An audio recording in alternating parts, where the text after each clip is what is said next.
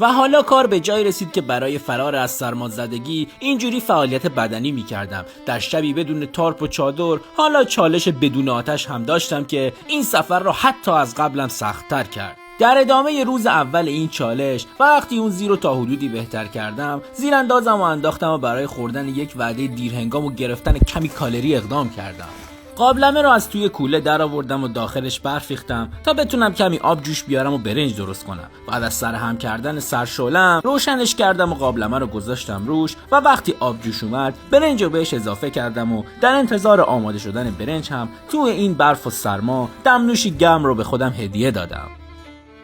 برف همچنان میبارید و بعد از گذشتن ساعتی برنج منم دم کشید و حالا وقت قیمه بود. اونم که گرم شد، این دوتا رو به هم اضافه کردم تا این ترکیب بهشتی بشه غذای من توی این برف و سرما.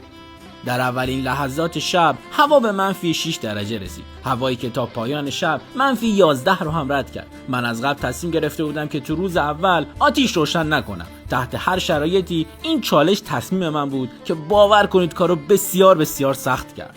با تاریکی هوا انقدر همه چی یخ زد که قسمتی از کپسول و سرشوره دچار یخزدگی شد. توی اون شرایط تونستم با کبریت طوفان و یه دمای بالا در بازه کم درستش کنم و بتونم آب گرم کنم. القصه کتری که تو برف دفن شده بود رو برداشتم، از برف پرش کردم تا بتونم فلاسکم رو برای ادامه شب پر از آب گرم کنم و حداقل کمی آب گرم داشته باشم. واقعا بچه‌ها هیچ جوره نمیشه، طاقت آورد. باید برم تو کیسه خواب و دارم به خاطر همون یه مقداری آب گرم میکنم. دستم خیلی سرده.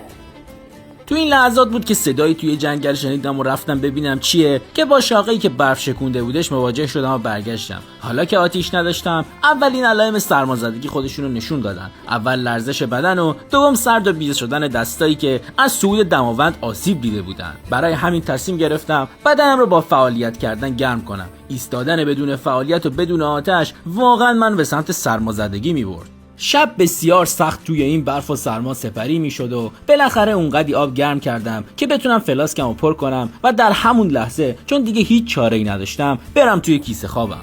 اول از همه کیسه بیواکی که از اسپانسر محترم این برنامه یعنی برند گایا تهیه شده بود رو پهن کردم و بعد هم کیسه خواب از همین برند با کیفیت ایرانی رو باز کردم و گذاشتم توی کیسه بیواک تا ست خواب من توی این برف و سرما ضد آب هم شده باشه.